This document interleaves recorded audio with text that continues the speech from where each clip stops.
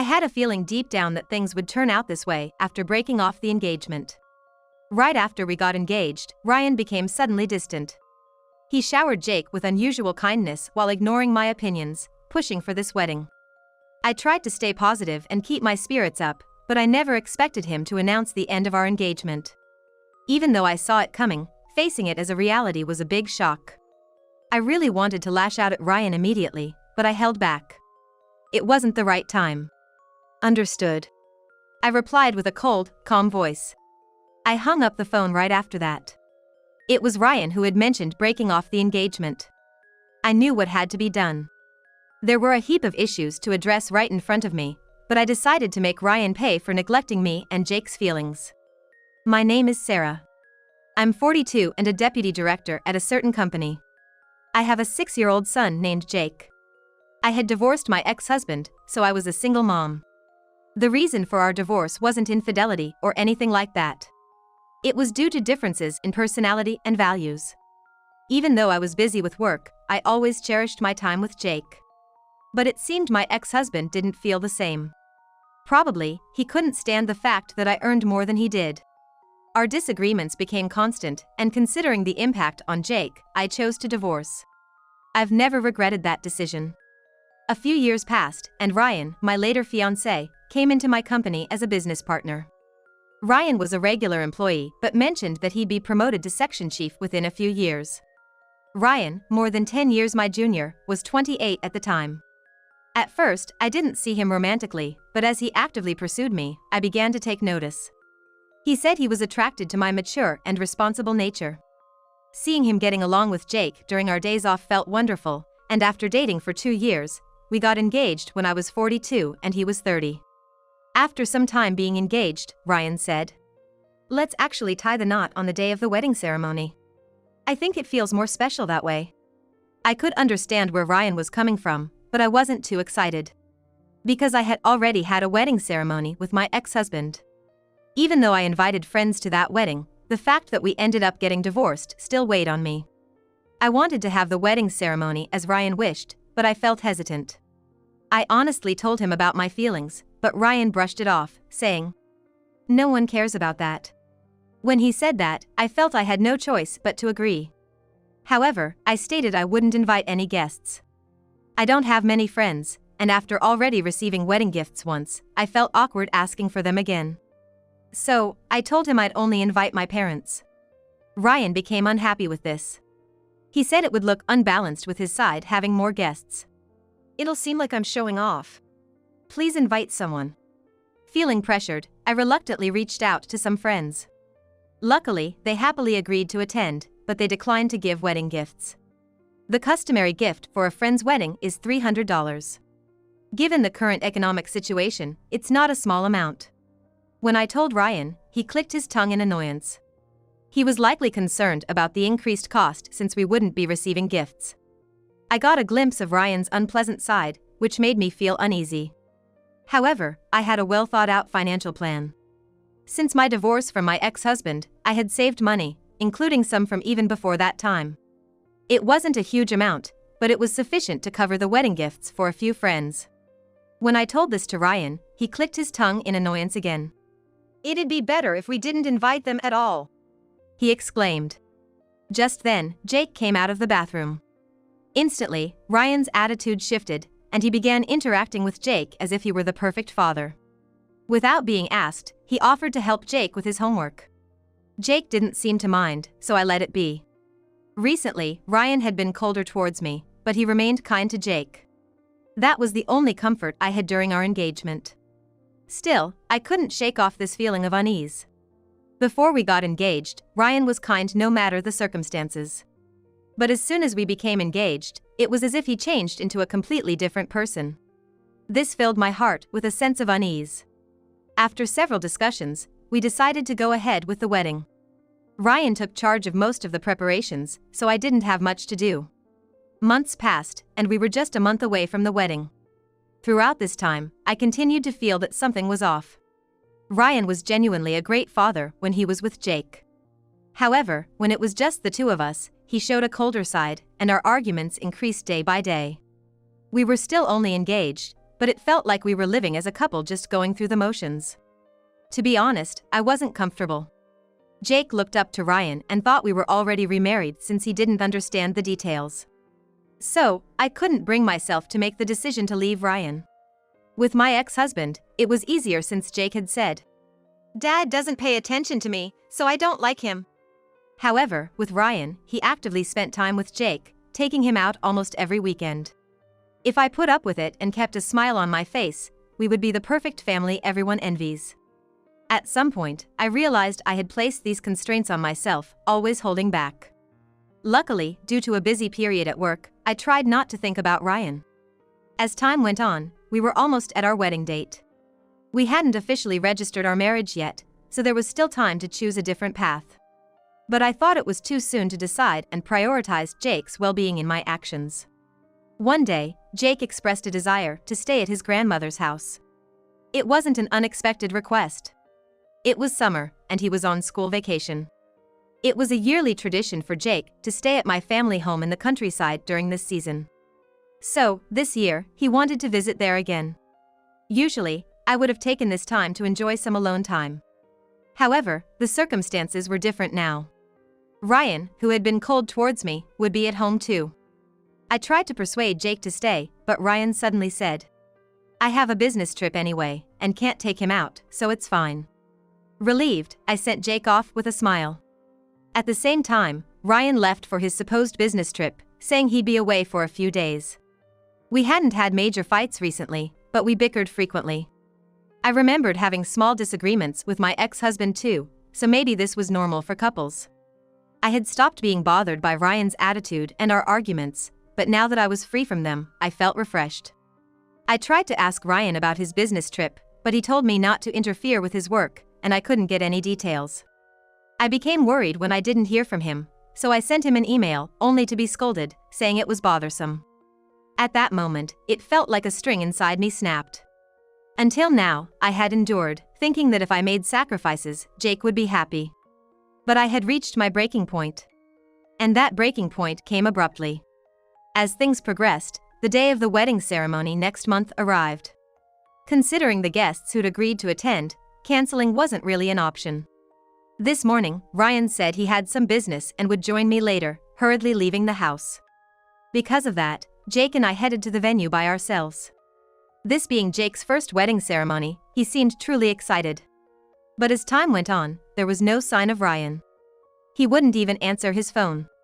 Moreover, I noticed something strange going on. From the conversations of the staff, I learned that not a single guest invited by Ryan had arrived. There were attendance lists and seating charts, and since Ryan had been the main person handling things, there shouldn't have been any mistakes. The church ceremony was to start in about 30 minutes, but with Ryan nowhere to be seen, I called him. After 2 rings, Ryan answered with a lethargic voice. "What do you want? Stop calling me over and over." This wasn't the time for such remarks. I demanded to know where he was and why none of his guests had shown up. Sensing my panic, Ryan chuckled and said, "Of course they're not here. I didn't inform anyone about the wedding, not even my parents." I was left speechless. For a moment, I was silent, my hand trembling as I held the phone. Then, I caught the worried gaze of Jake and snapped back to reality. Struggling to keep my voice steady, I asked, "So what happens to our engagement?" Even though we hadn't officially registered our marriage, we had been living as a genuine family. I'd made many sacrifices hoping for Jake's happiness. But to Ryan, perhaps it didn't matter at all? While feeling utterly dejected, I awaited Ryan's answer. Finally, with zero understanding of my feelings, Ryan coldly said, "I think we should break off the engagement." Although I had a hunch things might come to this, facing this reality was devastating. I wanted to lash out at Ryan right then, but I held back. Now wasn't the time. I replied in an eerily calm voice. "Understood." And immediately hung up. Ryan had proposed the breakup. My course of action was now clear. While numerous issues lay before me, I resolved to handle them one by one and teach Ryan a lesson for disregarding my and Jake's feelings. The next day, Ryan called repeatedly. On the voicemail, there were numerous frantic messages from him. But I felt no obligation to answer, so I blocked his calls and sent a short message saying there was nothing left to discuss. When he persisted with replies to the email, I simply ignored them and turned off notifications. Then, realizing I had returned to my parents' house, he came over. It happened to be when I was taking a bath, so my mother dealt with Ryan. I could hear them arguing at the entrance. My parents felt relieved when I decided to respond, but they warned that if the argument intensified, they'd call the police. Hearing that, Ryan clicked his tongue in annoyance and ranted. "Hey! What's this document demanding payment for the wedding expenses? I found it at home. Are you mocking me?" Ryan had finally shown his ugly side. Up to this point, he had only shown coldness, but now I realized this crude language was his true nature. But I was the one who felt mocked. I responded with a composed attitude. "Of course. After all, you were the one who insisted on this wedding even when I was reluctant. Moreover, you pretended to invite guests and in reality, didn't send any invitations. By all accounts, you should be the one paying." Upon saying that, Ryan's face turned beet red as he retorted. He argued he hadn't eaten or drunk anything at the wedding, and since he didn't actually invite any guests, he didn't want to pay. Annoyed, I decided to silence Ryan by confronting him with a certain truth. "You're still making those excuses after all this? It's just like you to prioritize the woman you're having an affair with and bail on our wedding day with a fake emergency. No, given you didn't invite any guests, this must have been part of your plan all along." As I spoke with a mocking smile, Ryan stared wide-eyed at me. Then muttered something in a low voice. I wasn't just gonna sit back and tolerate everything. Once I decide to do something, I gotta see it through. I'd grown suspicious when Ryan went on a dubious business trip. He refused to tell me where he was and blocked my texts. Given his distant behavior up to that point, I couldn't help but suspect he was cheating. I found a nearby detective agency, met with them a few times, and got them on the case. Sure enough, they discovered Ryan was having an affair. The other woman's name was Kate, a 29-year-old waitress at a local diner. Shockingly, I learned that Ryan and Sarah had been seeing each other since a few weeks before our engagement. The detective deduced this timeline from conversations they had on their supposed anniversary. This meant that while dating me, Ryan had been carrying on with Kate as well. When I found out, I was less angry and more devastated. Ryan and Sarah's affair was, of course, still ongoing. Just yesterday, Ryan, being suspicious as usual, said he had business to attend to. I had a detective tail him, which is how I found out the real reason he bailed on our plans. Ryan, unaware I'd uncovered his cheating, turned pale and fled when confronted with the evidence. After that business trip, I consulted a lawyer with the investigative report that the detective had compiled about Ryan's infidelity. Even though we weren't legally married, I absolutely refused to let this slide without a fight. So, I wondered if there was any way to get compensation from Ryan and Kate. However, contrary to my expectations, the lawyer said that it seems I can't claim compensation from Ryan for his infidelity. We had planned to split the wedding costs, so I really didn't want to pay my share. I was wondering if there was any way to make Ryan bear the entire cost. In the midst of these secret consultations with the lawyer noticed something. Reading the investigative report, it became clear that Ryan was seriously in love with Kate, with multiple mentions of him whispering about marrying her someday. Moreover, the lawyer pointed out that Ryan seemed to view me as nothing more than a cash cow, with plans to ditch me in the future. It felt impossible to have a wedding in such circumstances. I was too heartbroken over the lengthy period of Ryan's affair to go through the entire report, but when the lawyer mentioned these points, I had to agree. The lawyer, from his experience, suggested that what Ryan and Kate were doing might amount to marital fraud and that there might be ulterior motives for Ryan pushing the wedding. I then asked if, in the worst-case scenario, Ryan was trying to ruin the wedding on purpose to get back at me, could I claim all the expenses for the ceremony? The lawyer responded that, given all the evidence at hand, claiming would indeed be possible. So, I decided to act like I was fooled by Ryan. At that time, I had recorded everything, from his casual remarks at the venue, to comments made at his parents' house. The detective's report clearly stated that Ryan's decision not to invite any guests was intentional harassment, and Kate was an accomplice. Their rather childish motive seemed to be to revel in seeing me flustered. Not knowing they were being tailed by a detective, they unwittingly provided all the evidence I needed to claim full compensation for the emotional distress and wedding expenses. I expressed my gratitude for their careless chatter. On the wedding day, I explained the situation to the guests and converted the event into a simple dinner party. After refunding all the gifts, I headed straight to the lawyer's office. The lawyer was flabbergasted, saying he hadn't seen someone so naive in a long time. He promptly prepared the necessary documents for claiming compensation and emotional distress, allowing me to leave a prepared divorce notice and those papers at our home. That's how I got to where I am now. Even if Ryan anticipated a divorce, he probably never expected to face compensation claims so quickly. After he ran away, I received numerous apology emails, which I promptly deleted without reading. Such shallow apologies were nowhere near acceptable. Moreover, I knew that a legal notice had been sent to Kate, detailing everything. Given that she lived with her parents, it was only a matter of time before everything came to light. Things were progressing so smoothly that I had to work hard to contain my excitement. A few days passed, and Ryan and Kate came to see me. Ryan looked pale and gaunt, as if he had been through a lot these past days. However, Kate seemed indifferent, behaving as if this was someone else's problem. "I didn't know you two were engaged. And as for me faking sickness, I was really feeling bad the other day, and I just called Ryan for help." I hadn't yet told either of them about the solid evidence I had gathered. I had only told them that I had hired a detective, so Kate probably thought she could feign ignorance. To make matters worse, she started to lash out at me. "You knew I was living with my parents when you sent that certified mail, right? Thanks to you, my mom found out everything, and I got kicked out. Now I should be the one asking for compensation." I couldn't help but laugh when I heard that. Kate looked stunned, unable to comprehend why I found it funny. It seemed like Kate planned to put all the blame on Ryan and get away without any responsibility. But I wasn't gonna let that happen. We are both adults in our late 20s, and she should be accountable for her actions. I shot Kate a stern look, and she flinched, her eyes darting left and right. "Sorry to break it to you, but I have evidence proving that you knew Ryan was involved with someone else when you started seeing him. Ryan, you were just using me to end up with your side chick, weren't you? You approached me for my money from the start, and when it came time to dump me, you tried to humiliate me during our wedding. Am I right?" According to the detective's findings, the two knew each other before meeting me. Apparently, they weren't dating at that time. However, Ryan was burdened with student loans from college, unable to lead a lavish life.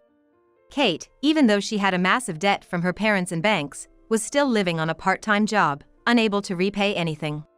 Even though they were aware of their romantic feelings for each other, they believed they couldn't find happiness by marrying in their current situation. Thus, they hatched a despicable plan, and I unfortunately became their target. While I was a single mother, I had saved enough money to raise Jake on my own. Despite being a single mom, I held a significant position in my company. Ryan probably thought I was making a good amount of money and approached me to execute his marriage fraud plan. The reason he didn't officially marry me was that he didn't want any blemish on his public record. He probably thought living together would be treated as if we were married and hoped to get some of my savings when we broke up. Unfortunately for him, the savings I had been accumulating were my separate property and wouldn't be subject to division. When I told him this, Ryan was devastated. "Are you kidding? If I was gonna get sued, I at least thought I could get a good chunk through property division." As expected, his reaction just made me shake my head and chuckle. I then turned to Kate, ready to expose her ambitions. "Didn't you have an illness when you were younger that prevents you from having children for the rest of your life? You wanted a family with Ryan and saw an opportunity with me since I had Jake, right? You also knew I had money. But targeting me was your mistake. I'm not that gullible." When I confronted them, they both recoiled in fear. I was most hurt by the fact that Ryan was pretending to be kind to Jake to eventually take him away from me. There was nothing left to discuss with them directly. I told them that from now on, all dealings would be through my attorney. But Ryan made one last desperate plea. "I think I was a good father figure for Jake. You saw how close we were. Maybe we should hear what Jake thinks." The mere mention of Jake's name by Ryan disgusted me. And to add insult to injury, Kate shouted, "Exactly. Jake would definitely prefer a young mom like me over an old lady like you." I was left speechless by their audacity. As I stood there in shock, I heard footsteps coming down the stairs. It was Jake, who had been doing his homework upstairs. Upon seeing Ryan and Kate, Jake immediately said, Someone who hurts my mom isn't my dad. Ryan was visibly shaken by Jake's words. Despite being only 6 years old, Jake had sensed Ryan's exaggerated kindness towards him and the occasional coldness Ryan showed me. When I had mentioned going to my parents' house, Jake had happily asked if he could spend time with his grandpa. I realized how strong Jake truly was, especially after the incident at the wedding ceremony. Hearing this, Jake began to cry. He then turned to Kate, who was standing next to Ryan, and probably glaring at her, said, My mom's the only mom for me. And who are you, old lady? Kate, being referred to as an old lady, seemed highly offended and replied, You're just being rude. With her voice trembling. Concerned for Jake, I stepped in between them, shielding him from her. I took a deep breath, ready to deliver the final blow to Kate. It's really pathetic for an adult to retort to a 6-year-old. You're getting so red, did I hit a nerve? And you should be careful with your constant lies. The diner you work at, isn't it operated by the company my father runs? You didn't recognize the family name? Upon hearing that, Kate's face turned ghostly white. After pausing for a moment, seemingly deep in thought, she looked at the family name on the sign in front of my childhood home, which made her even paler. She muttered things like, This can't be true. And, No way. But when she saw my father's face, her face went from pale blue to stark white. Though she kept apologizing, my father's stern expression didn't waver. Startled by my father's outburst, both of them fled without looking back. Because of their blinded desires, they involved others and as a result, would face severe consequences. I sued Ryan for emotional damages and for the costs of the wedding venue. On top of that, they were taken into custody by the police for the marriage scam. I heard they were given a suspended sentence. Ryan's parents, after hearing about the situation, apologized to me and covered all the expenses Ryan owed me. Now, Ryan is back at his family home, working tirelessly from dawn to dusk to help with the family business. However, he's earning almost nothing to repay the debts and is virtually confined to the property. News of this incident spread among Ryan's friends, ruining his social relationships. Having a criminal record will surely darken his future prospects. It came to light that Kate habitually feigned sickness to skip work, leading to cold stares from her colleagues. She was close to being promoted but ended up quitting. She's now homeless, living on the streets and has become unemployed. The two of them broke up, and it seems their dreams of a happy future were crushed, leading them to live lonely lives. I've decided not to remarry, primarily for Jake's sake. While it's beneficial for a child to have a father, I wasn't longing for that, and though I may face criticism for being a single mother, the definition of happiness is determined by the individual, not by outsiders. I plan to support Jake until he becomes independent, ensuring he doesn't face any hardships.